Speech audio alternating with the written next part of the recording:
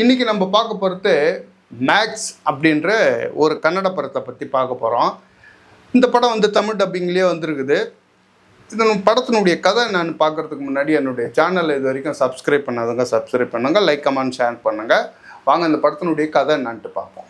Inspector Arjun இவர் வந்து ஒரு நேர்மையான முரட்டுத்தனமான அதிகாரி. இவர் ஏற்கனவே ஒரு 2 மாதம் சஸ்பெண்டில் இருந்ததுனால புதுசாக இப்போ தான் ஒரு ஊருக்கு வந்து ஆர்டர் வாங்கின்னு வராரு. அன்றைக்கி நைட்டு ரயில்வே ஸ்டேஷனில் வந்து இறங்குறாரு. இறங்கினோடனே அவர் வந்து ஜீப்பில் வந்து வீட்டுக்கு கூட்டுன்னு போகிறாங்க. அந்த வேலை போயிட்டு இருக்கும்போது அவர் ஏரியாவில் இருக்கிற போலீஸ்காரங்க வந்து இரவு தணிக்கை பண்ணிகிட்ருக்காங்க, வாகன தணிக்கை பண்ணிட்டு இருக்கும்போது 2 பேர் குடிச்சிட்டு வந்து கார் எடுத்து வந்து இவங்க மேலே மோதுறான். மோதின உடனே போலீஸ் போயிட்டு என்ன பண்ணுற காரை திறந்து அது உள்ளே இருக்கிறவனை பிடிச்சி அரெஸ்ட் பண்ணதுக்கு போகும்போது அவனுங்க 2 பேரும் இறங்கி வந்து போலீஸை போட்டு அடிக்கிறானுங்க. அடித்தது இல்லாமல் பக்கத்தில் இருந்த உமன் கான்ஸ்டபிளினுடைய யூனிஃபார்மையும் கிழிச்சிடுறான். இதை அந்த வழியாக வீட்டுக்கு போகிறப்ப இன்ஸ்பெக்டரை பார்த்துட்டு இறங்கி வந்து அவனுங்க 2 பேரையும் சரியாக அடித்து எடுத்துன்னு போயிட்டு நேராக இவருடைய ஸ்டேஷனுக்கு கூட்டின்னு போகிறார். அந்த ஸ்டேஷனில் தான் நாளைக்கு காலையில் வந்து சார்ஜ் எடுக்கணும். அந்த ஸ்டேஷனில் எத்துமே லாக்கப்பில் போடுறாரு. போட்டவுடனே அங்கே இருக்கிற போலீஸ் எல்லாம் வந்து அவனுங்க 2 பேரை பார்த்த உடனே, சார் இவனுங்க 2 பேரும் வந்து 2 மினிஸ்டரோட பசங்க சார், இவனுங்கள தான் இந்த நம்ம உள்ளே போட்டோன்னு வச்சுங்க, அவனுங்க ஸ்டேஷனையே காலி பண்ணிவிடுவானுங்க சார், மோசமானவங்க சார், தயவுசெய்து இவனுங்கள வெளியே தட்டி விட்டுடலாம் சார் அப்படின்னு. இப்போ இன்ஸ்பெக்டர் என்ன சொல்கிறாரு, நான் சொல்கிறத நீ செய், இவனுங்க 2 பேர் மேலேயும் எஃப்ஐஆர் பதிவு பண்ணுங்க, பண்ணி வைங்க. நான் நாளைக்கு காலையில் வந்து சார்ஜ் எடுக்க வரேன்ல, அப்போ நான் மீதியை பார்த்துக்கிறேன் அப்படி ஒன்று. நான் அதிலேருந்து ஒரு போலீஸ்காரன், சார் நாளைக்கு காலையில் தானே சார் நீங்கள் சார்ஜ் எடுக்க போகிறீங்க, அது நடுவில் நீங்கள் நைட்டு வந்து எங்கள் உயிரை வாங்குறீங்களா சார், இவனுங்களை உள்ளே வச்சுருந்தா அவனுங்க வந்து எங்கள் குடும்பத்தையே நாசம் பண்ணிடுவானுங்க சார், தயவுசெய்து திறந்து விட்டுலாம் சார் இவனுங்களை அப்படின்னோடனே, ஏய் வேலை செய்ய தடுக்கிறல்ல, இவன் மேலேயும் எஃப்ஐஆர் போடுங்கயா அப்படின்னு கத்துறாரு இன்ஸ்பெக்டர். சரின்னு எல்லாம் போலீஸும் கப்சிப்னு ஆயிடுறாங்க. இவர் கிளம்பி வீட்டுக்கு போயிடுறாரு. இவர் வீட்டுக்கு போன கொஞ்ச நேரத்தில் இவருக்கு ஃபோன் வருது, சார் சீக்கிரம் ஸ்டேஷனுக்கு வாங்க சார், ஒரு முக்கியமான பிரச்சனை சார் அப்படின்னு. சரின்ட்டு இவர் மறுபடியும் ஸ்டேஷனுக்கு வராரு. வந்து பார்த்தா தான் தெரியுது, இவர் 2 பேரை அரெஸ்ட் பண்ணி லாக்கப்பில் வச்சாரில்ல, அவங்க 2 பேரும் வந்து கொலை செய்யப்பட்டு கிடக்குறாங்க.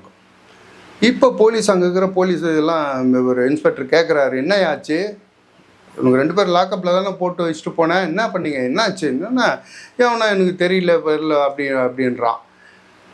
இப்படி இருக்கும்போது இன்ஸ்பெக்டர் ஒவ்வொருத்தையும் விசாரிக்கும் போது இது விஷயம் தெரியாததுனால அதுக்குள்ளே என்ன ஆகிடுது, மினிஸ்டரோட ஆளுங்கள்லாம் வந்து ஸ்டேஷனை சுற்று போட்டுடுறானுங்க, அரெஸ்ட் பண்ணி ஸ்டேஷனில் வச்சுருக்கிறியா அப்படின்னு தெரிஞ்சு. ஆனால் அவனுக்கு 2 பேருக்கும் இவனுங்க 2 பேரும் செத்துது தெரியாது இப்போ மினிஸ்டரோடைய ஆளுங்களுக்கு, ஆனால் ஸ்டேஷனை சுற்று போட்டுடுறானுங்க. இந்த மாதிரியான நேரத்தில் இவர் இன்ஸ்பெக்டர் அர்ஜுன் வந்து எப்படி என்ன நடந்து இந்த சிக்கலை வந்து தீர்த்தார், எப்படி தீர்த்து அந்த போலீஸ்காரங்களையும் எப்படி அவங்க குடும்பத்தெல்லாம் காப்பாற்றினார் அப்படின்றது தான் இந்த படத்தினுடைய கதை. இந்த படத்தை வந்து ஒரே நைட்டுக்குள்ளே நடக்கிற மாதிரி எடுத்திருக்காங்க. இந்த கைதி படத்தினுடைய இன்ஸ்பிரேஷனில் இந்த படத்தினுடைய டைரக்டர் விஜய் கார்த்திகேயன் எடுத்திருக்கார் போல இருக்குது. கைதி படத்தில் வரா மாதிரியே அந்த நைட் செட்டிங்கு, அந்த கேமரா ஒர்க்கு எல்லாம் இரவில் எடுக்கப்பட்ட மாதிரி அந்த சீனெல்லாம் எப்படி அந்த கைதி படத்தில் வரையும் அதே மாதிரி இன்ஸ்பிரேஷனில் எடுத்திருக்காரு. இந்த படம் வந்து கதைன்னு பார்க்கும்போது கதையும் சரி, இந்த படத்தினுடைய லாஜிக்கும் சரி, கொஞ்சம் கூட நம்மளால் நம்ப முடியாது. இருந்தாலும் இந்த படம் வந்து ஓரளவு உட்காந்து பார்க்குற மாதிரி இருக்கிறது இந்த படத்தினுடைய விறுவிறுப்பான திரைக்கதை தான். 2வது, இந்த படத்தை வந்து இன்ஸ்பெக்டர் அர்ஜுன் கேரக்டரை எடுத்து நடிச்சிருக்கிற சுதீப்னுடைய ஆக்டிங்கு, அவருடைய ஆஜான போகமான உடம்பு, ஒரு ஆக்ரோஷமான சண்டை, அந்த சண்டை காட்சிகள்லாம் அவர் நடிச்சிருக்கிற விதம், இது இந்த படத்தை வந்து ஓரளவு நம்ம கொஞ்சம் உட்காந்து இன்ட்ரெஸ்டிங்காக பார்க்குற மாதிரி இருக்குது. அதுக்கு அடுத்தது இந்த படத்தில் வந்து இவங்க வரலட்சுமி சரத்குமார் நடிச்சிருக்காங்க இன்ஸ்பெக்டர் ரூபான்ற கேரக்டரில். அவங்க எதுக்கு வராங்கன்னு தெரில, அது ஒரு சாதாரணமாக வந்து போகுது.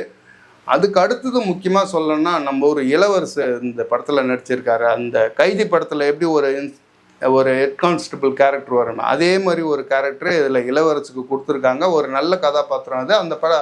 அந்த கேரக்டரை வந்து இளவரசர் சூப்பராக பண்ணியிருக்காரு. மற்றபடி இந்த படத்தில் வந்து கேமரா ஒர்க்கை சொல்லணும், எல்லாமே இரவில் எடுக்கப்பட்ட காட்சிகள் நல்லா தெளிவாக எடுத்திருக்காங்க. மியூசிக்லாம் இந்த படத்தில் எதுவும் சொல்கிற மாதிரி இல்லை, பாட்டுக்கிட்டு அந்த மாதிரிலாம். அதுக்கு அடுத்தது வந்து இந்த படத்தை வந்து மொத்தத்தில் எப்படி இருக்குதுன்னு பார்த்தா நமக்கு போர் அடிச்சதுன்னா, உங்களுக்கு டைம் கிடச்சதுன்னா ஒரு டைம் பார்க்கலாம். மற்றபடி இந்த படம் வந்து ஒரு ஆவரேஜ் ஃபிலிம் தான். மீதி வந்து இந்த படத்தை பெருசாக சொல்கிறதுக்கு எதுவும் இல்லை. நம்ம அடுத்த வீடியோவில் பார்ப்போம்.